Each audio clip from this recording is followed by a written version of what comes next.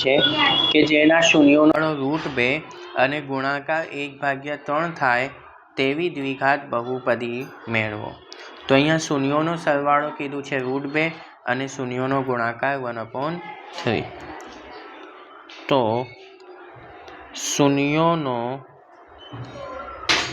સરવાળો બરાબર -b/a, જે અહીંયા કેટલો આપેલો છે √2, અને શૂન્યોનો ગુણાકાર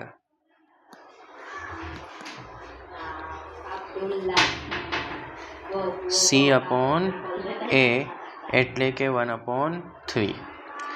હવે અહીંયા a સરખાવીએ તો અહીંયા a બરાબર કેટલા છે 3, ને અહીંયા કેટલા છે કંઈ જ નહીં એટલે કે 1. હવે અહીંયા a બરાબર 3 છે અને અહીંયા 1 છે, તો 1 ને 3 બનાવવા માટે 3 વડે ગુણાકાર, તો ઉપર બી 3 વડે ગુણાકાર. હવે સરખા થઈ ગયા, અહીંયા બી a 3 છે અને અહીંયા બી a 3, તો a બરાબર 3 -b બરાબર 3√2, તો b બરાબર -3√2 અને c બરાબર 1. હવે આપણને કીધું છે કે દ્વિઘાત બહુપદી મેળવો. તો દ્વિઘાત બહુપદીનું વ્યાપક સ્વરૂપ શું છે?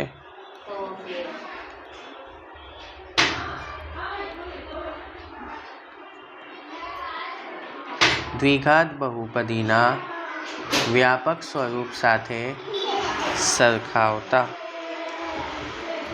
તો વ્યાપક સ્વરૂપ છે ax² + bx + c = 0.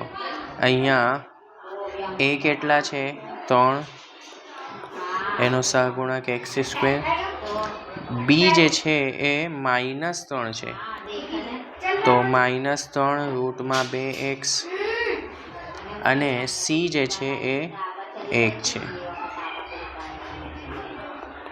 હવે k જે છે એ અહીંયા કોઈ શૂન્યેતર અચળાંક છે, એટલે ગુણાકારમાં કોઈ બી સંખ્યા હોઈ શકે છે.